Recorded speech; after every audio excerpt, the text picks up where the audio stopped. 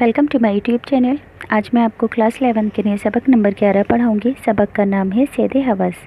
ये सबक एक ड्रामा है, तो यहाँ पर आपका ड्रामे की डेफिनेशन जानना ज़रूरी है, क्योंकि एग्ज़ाम में ड्रामे की डेफिनेशन पूछी जा सकती है और कहा जा सकता है कि उर्दू अदब में ड्रामा लिखने की, ड्रामा निगारी की शुरुआत कब से हुई और उर्दू के मशहूर ड्रामा निगार कौन है। तो बच्चों, मैं आपको एग्ज़ाम से मुतालिक इस चैप्टर की with question answer with grammar पूरी तैयारी करवाऊँगी और वो हर टॉपिक पढ़ाऊँगी जो कि एग्ज़ाम में पूछा जाएगा। पर वीडियो को स्किप मत करना, क्योंकि फालतू टाइम वेस्ट नहीं करूँगी, सिर्फ एग्ज़ाम से मुतालिक पढ़ाऊँगी। ड्रामे की तारीफ़। ड्रामा अदब यानी कि लिटरेचर की अहम सिन्फ, अहम प्रकार है। इसकी मुख्तलिफ तारीफ़ें बयान की गई हैं। इनमें से सबसे सादा तारीफ़ ये है, ड्रामा किसी किस्से या वाक़ये को किरदारों यानी कि एक्टर्स के ज़रिए नाज़रीन यानी कि व्यूवर्स के सामने एक्ट करके पेश करने का नाम है। समझ में आया कि ड्रामा किस्से या वाक़ये को किरदारों यानी कि एक्टर्स के ज़रिए नाज़रीन यानी कि व्यूवर्स, देखने वालों के सामने एक्ट करके पेश करने का नाम है। ड्रामों को दो हिस्सों में तकसीम किया गया है, अलमिया ट्रेजेडी और दूसरा कॉमेडी। उर्दू में ड्रामों की इब्तिदा 1844 से 1855 के दौरान वाजिद अली शाह की ड्रामाई पेशकश और अमानत व मिदारी लाल की इंद्र सभा से लखनऊ में हुई, मगर इसे उरूज मशहूर कब हुए? पारसी स्टेज के ड्रामों से ये मशहूर हुए। जिस ज़माने में लखनऊ में इसके गिरदनवा में इंद्र सभा की धूम मची हुई थी, उसी ज़माने में बम्बई में मगरबी असरात के तहत एक नई किस्म का ड्रामा वजूद में आया था, जिसे पारसी स्टेज का नाम दिया गया। पारसी स्टेज क्या था? ये भी ड्रामों की एक शक्ल थी, मगर इसमें ड्रामों की उर्दू के पहले के ड्रामों की तुलना में थोड़ी टेक्निकल चीज़ों का इस्तेमाल किया जाता था, जैसे कि पर्दा उठाना, गिराना वगैरह का। अब बच्चों, जैसा कि आप जानते हो कि एग्ज़ाम में किसी भी चैप्टर के मुसन्निफ़ या शायर का इंट्रो आपसे पूछा जा सकता है, तो सबसे पहले इस चैप्टर के मुसन्निफ़ का इंट्रो मैं आपको पढ़ाऊँगी। आगा हश्र काश्मीरी। इनकी पैदाइश में थोड़ा सा रद्दो बदल है, कहीं पर 1876 और कहीं पर 1879 है। ऐसे ही इनके विसाल यानी कि इंतकाल में भी थोड़ा सा रद्दो बदल है, कहीं 1931 और कहीं 1935 है। आगा हश्र बनारस में पैदा हुए, असल नाम मोहम्मद शाह था। इन्होंने अरबी, फ़ारसी और उर्दू की इब्तिदाई यानी कि शुरुआती तालीम घर से हासिल की। अंग्रेज़ी तालीम के लिए स्कूल भी भेजे गए, मगर पढ़ने लिखने से ज़्यादा इनका दिल सैर व तफरी, शेर व शायरी की महफिलों में लगता था। ये बहुत ज़हीन, इंटेलिजेंट थे। जो कुछ पढ़ते हुर्फ ब हुर्फ इन्हें याद हो जाता था। इस दौर में पारसी स्टेज की कंपनियाँ शहर शहर घूमकर ड्रामे दिखाया करती थी। 1897 ईस्वी में अल्फ्रेड जुबली कंपनी बनारस पहुंची। उसके अहम ड्रामा निगार हुस्न लखनवी थे। आगा हश्र ड्रामे देखने जाते तो हुस्न से मुलाकातें भी होती थी। एक रोज़ किसी बात पर हुस्न से उलझ गए आगा हश्र काश्मीरी और ये कहकर चले आए कि ऐसे ड्रामे तो मैं ये एक हफ्ते में लिख सकता हूँ। लिहाजा अपना पहला ड्रामा आफ्ताबे मोहब्बत लिखा। इस ड्रामे की इशाअत से, इस ड्रामे को पब्लिश करने से इनको बहुत हिम्मत अफजाई मिली, हौसला अफजाई मिली। ड्रामा निगारी का शौक़ में आगा हश्र मुंबई पहुँचे। वहाँ इनका मुकाबला कई तजुर्बेकार ड्रामा निगारों से हुआ। चुनांचे इन्होंने ड्रामा लिखने और अदबी व इल्मी लियाकत बनाने के लिए खूब मेहनत की, ताकि ड्रामा लिखने के शौक़ को अपने तरीके के साथ अच्छी तरीके से पूरा कर सकें। इन्हें ड्रामा निगार की हैसियत से पहली मुलाजमत अल्फ्रेड थिएट्रिकल कंपनी में ही मिली। यहाँ इन्होंने पहला ड्रामा मुरीद शक लिखा। इस ड्रामे में आगा हश्र को बहुत जल्दी शोहरत की बुलंदियों तक पहुँचा दिया। फिल्मी कहानियों को शामिल करके इनके ड्रामों की कुल तादाद 38 है। इनके ड्रामों में तीन कहानियाँ पाई जाती हैं, जो मगरबी ड्रामों से माखूज़ या तारीख़ी और नीम तारीख़ी वाक़ियातों पर मुबनी होती हैं। यहूदी की लड़की, रुस्तम व सहरा और सेधे हवस इनके मशहूर ड्रामे हैं। अब बच्चों, इस सबक के अल्फाज मायनों को पढ़ना नहायत ज़रूरी है, क्योंकि एग्ज़ाम में इन्हीं लफ्ज़ों को लिखोगे तो आपके फुल मार्क्स आएंगे और उर्दू भी स्ट्रॉन्ग होगी। सेधे हवस कहते हैं हवस का शिकार। पाया ज़ंजीर यानी कि ज़ंजीरों से जकड़े हुए पाँव। मोहताज कहते हैं लाचार या ज़रूरतमंद को। अहमक यानी कि बेवकूफ़। शजाअत यानी कि बहादुरी। आश्कार यानी कि ज़ाहिर। सुबहान अल्लाह यानी कि अल्लाह पाक है, मुराद तारीफ़ी कलमा। दाइम यानी कि हमेशा कायम रहने वाला। 22 कहते हैं सबब को। साहक यानी कि एक जालिम बादशाह, जिसके शानों या कंधों पर सांप हमेशा बैठे रहते थे, मुसल्लत रहते थे। गर्दिश आलम, ज़माने का उलट फेर। परवरदिगार, पालने वाला, मुराद अल्लाह खुदा। قضا یعنی کہ موت، دل شفاق یعنی کہ سخت دل، دل شفاق باغی کہتے ہیں بغاوت کرنے والا، خودسر یعنی کہ مغرور، بدقہر مراد بدقسمت، جنبش یعنی کہ حرکت، صد کہتے ہیں سو کو، عبرت سیکھ کو کہتے ہیں، قفس یعنی کہ پنجرہ یا قید خانہ، زینت عالم دنیا کو رونق بخشنے والا، عنایت یعنی کہ مہربانی، سلامت رکھنا یعنی کہ محفوظ رکھنا۔ تو بچوں سبھی الفاظ میں انہیں اچھے سے لرن کر لینا۔ اب میں آپ کو اس سبق کا خلاصہ پڑھاؤں گی، کیونکہ ایگزام میں کسی بھی سبق کا خلاصہ آپ سے پوچھا جا سکتا ہے۔ خلاصہ لکھنے کا مطلب کیا ہے؟ جیسے کہ ایگزام میں کہا جائے گا کہ سیدھے حوض سبق کا خلاصہ اپنے لفظوں میں لکھو، تو خلاصہ لکھنے کا مطلب ہوتا ہے کسی بھی بڑی کہانی کو چھوٹے پیراگراف کے اندر سمجھا کر پوری کہانی کو اچھی طرح سے بیان کرنا۔ تو سبق کا خلاصہ ہے، سب سے پہلے اس ڈرامے کے کچھ کیریکٹر ہیں، انہیں دھیان سے سمجھ لو، پھر پورا ڈرامہ بہت آسانی سے آپ کے ذہن میں بیٹھ جائے گا، آپ نہیں بھولو گے۔ سنجر جو ہے ملک کے بادشاہ کا بیٹا تھا، اور نادر جو تھا ایک غدار تھا۔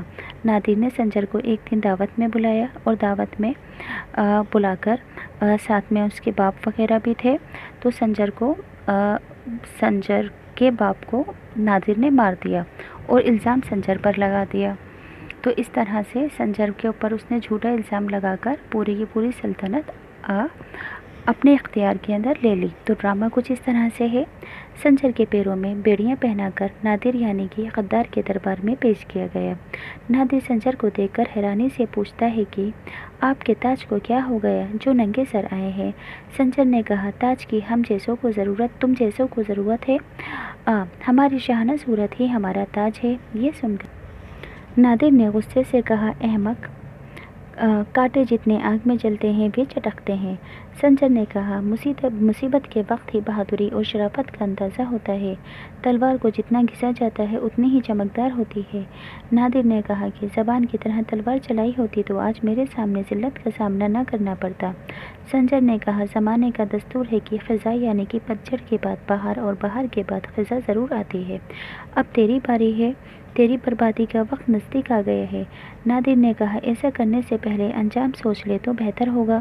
سنجر نے کہا خدا سے ڈر، لاچاروں کی مدد کرنے والا اللہ ہے۔ یہ سن کر نادر نے کہا ادب کر ورنہ بے رحم چھری تیری جان لے لے گی۔ سنجر نے کہا کہ تیرے ناپاک ارادے ساحق کی طرح تجھے برباد کر دیں گے، اور میری زبان کاٹنے والے تیرے یہ ہاتھ زمین کے کیڑے مکوڑے کھائیں گے۔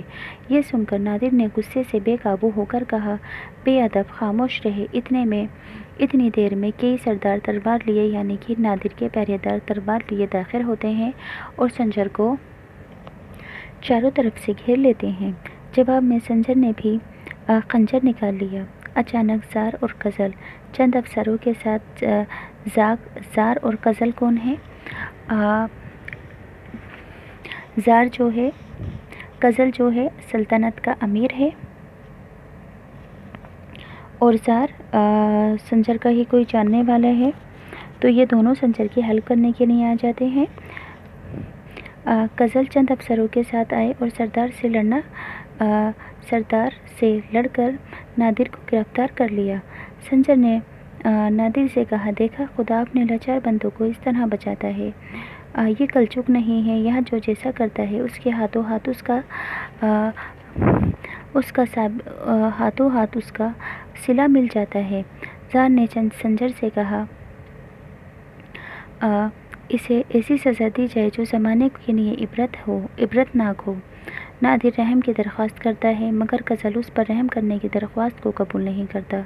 نادر نے کہا کہ خدا نے تم کو رحم دل بنایا ہے تو تم ضرور بخش دو گے۔ سنجر نادر کی جان بخشنے کا حکم دیتا ہے لیکن زار اسے قابل معافی نہیں سمجھتا۔ سنجر نے کہا کہ آج سے یہ اپنی باقی زندگی قید میں کاٹے گا، اس کے لیے یہی سزا کافی ہے۔ نادر اپنے کیے پر پچھتاتے ہوئے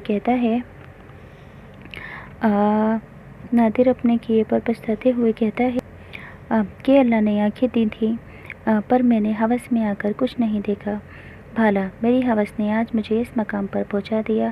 زار نے سنجر کو عزت کا تاج پہنا کر تخت پر بیٹھنے اور انصاف کا سکہ چلانے کو کہا۔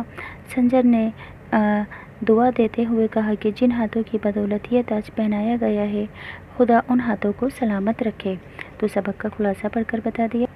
اب بچوں ایگزام کے اندر آپ جانتے ہیں کہ کسی بھی سبق سے ریلیٹڈ ایک عبارت کی دی جائے گی اور کہا جائے گا کہ عبارت کو پڑھ کر سیاق و سباق کے ساتھ تشریح کر کر بتاؤ۔ تو عبارت پڑھ کر سناتی ہوں۔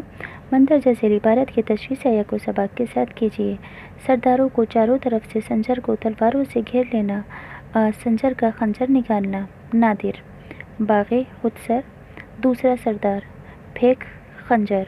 اچانک زار اور غزل کا ماں چند افسروں کے آنا، سردار سے لڑنا اور نادر کو گرفتار کرنا۔ غزل: بند کر اپنی زبان بدقہر۔ غزل کس سے کہتا ہے؟ نادر سے۔ زار: ہو ذرا جنبش اگر تو کاٹ دو ناپاک سر۔ نادر: او آنکھوں مجھے یہ کیا نظر آتا ہے؟ نادر کون ہے؟ غدار بادشاہ ہے۔ سنجر ملک کے بادشاہ کا سب سے بڑا بیٹا ہے۔ دیکھا خدا اپنے 4 بندوں کو اس طرح بچاتا ہے۔ نادر: افسوس 100,000 افسوس۔ غزل: خود غرض اب کیوں پچھتاتا ہے؟ جو دغا دیتا ہے وہ دغا پاتا ہے۔ سنجر: کلجگ نہیں کرجگ ہے۔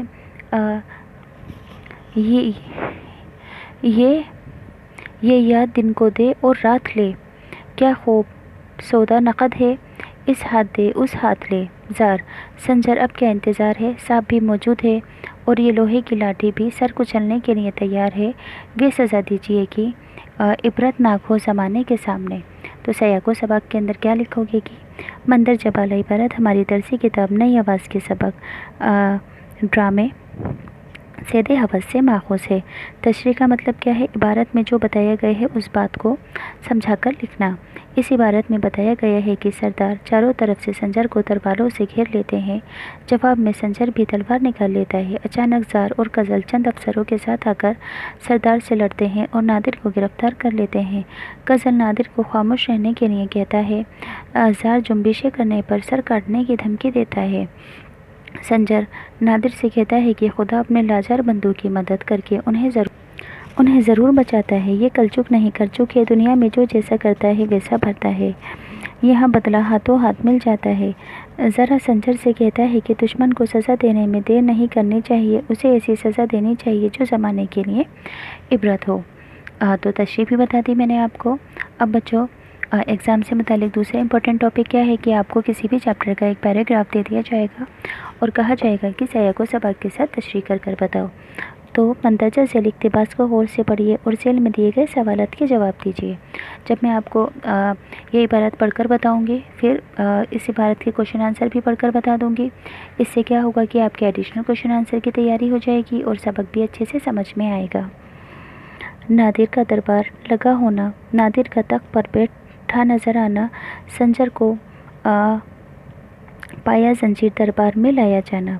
نادر: آقا بادشاہ سلامت تشریف لائے، حضور تاج کو کیا ہوا جو ننگے سر آئے۔ نادر کون ہے؟ بار بار بتا رہی ہوں، اس نے زبردستی بادشاہ کے محل پر قبضہ کیا ہوا ہے اور سنجر بادشاہ کا بڑا بیٹا ہے، ملک کے بادشاہ کا۔ تاج کی تم جیسے مجاہدوں کو ضرورت ہے، ہمارا تاج ہماری شاہانہ صورت ہے۔ نادر: احمق یوں ہی اپنی عزت ذلت میں دکھلاتے ہیں، کانٹے جتنے آگ میں جلتے ہیں وہ چٹک جاتے ہیں۔ سنجر: مصیبت ہی میں پکڑ کر شرافت اور شجاعت آشکار ہوتی ہے، تلوار کو جس قدر گھسو اتنی ہی چمک ہوتی ہے۔ نادر: سبحان اللہ، جتنی زبان چلتی ہے، اگر اتنی تلوار چلی ہوتی تو آج تجھے قسمت اس ذلیل حالت میں میرے سامنے نہ لاتی۔ سنجر: انقلاب زمانے کا دستور ہے، بہار کے بعد خزاں کا آنا ضرور ہے، باعث ذلت ہے نہ خود گردش عالم نہیں، دم نہیں اور پھر سمجھنا میں کسی سے کم نہیں۔ سنجر: ٹھہر جا، کیوں گھبراتا ہے، اب تیری بربادی کا وقت قریب آتا ہے۔ میں نے آپ کو یہ پوری عبارت پڑھ کر بتا دی ہے۔ اب کچھ سوالوں کے جواب ہے۔ مندرجہ بالا عبارت کس سبق سے ماخوذ ہے؟ جواب: مندرجہ بالا عبارت سبق سیدھے حوض سے لی گئی ہے۔ نادر نے سنجر کو بنا تاج کے دیکھ کر کیا کہا؟ نادر نے سنجر کو بنا تاج کر دیکھ کر کہا کہ حضور تاج کو کیا ہوا جو ننگے سر آئے ہو۔ سوال نمبر 3، ننگے سر آنے پر سنجر نے نادر کو کیا جواب دیا؟